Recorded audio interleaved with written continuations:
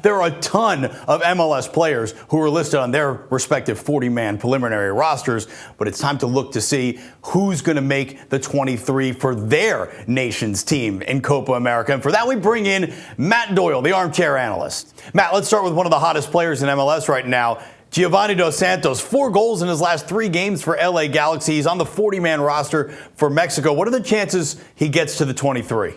Well, he hasn't been a favorite of head coach Juan Carlos Osorio just yet for various reasons. Injury, obviously, one of them. And you have to wonder a little bit about positional flexibility. Osorio likes to tinker. He likes to use different lineups and put different guys in different spots. And Gio can't really do that. He's been on fire because he's been playing one position, at number 10, underneath a big, strong center forward. And I'm not sure he's going to get a ton of chances to do that.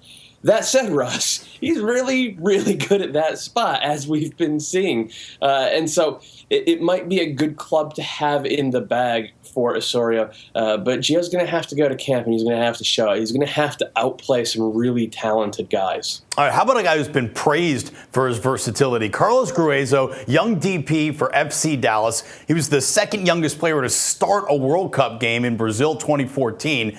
How big of a deal is he for Ecuador in this tournament?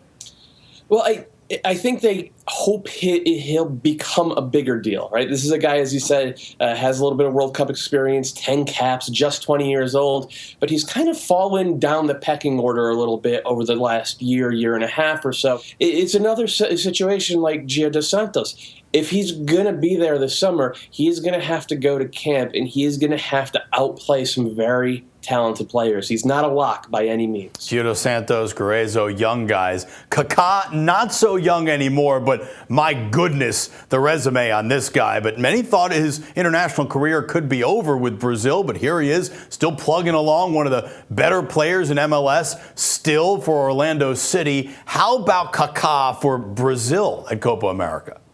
Well, I think he's a lock, actually, and I think in a lot of ways they're seeing this as a chance to say goodbye, so to speak, from the national team to Kaká. There's no Neymar. There's no other attacking impetus. There's no guy who could really make it revolve around him. So I think Kaká is going to get a chance to go out there and have the Brazilian national team revolve around him one last time at a major tournament. Hey, how about this? Before I let you go, Matt, give me the name of one MLS guy on any national team roster who you think is going to have that breakout moment internationally here in Copa America Centenario.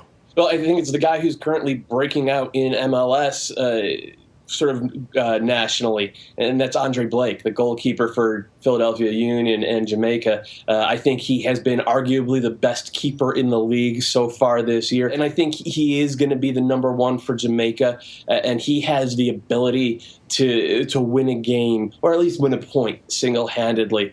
And look, Jamaica's going to be under pressure pretty constantly. They're going to be on the back foot. They're going to absorb a lot of shots on goal. And for my money, Andre Blake is going to be there to stop the vast majority of them.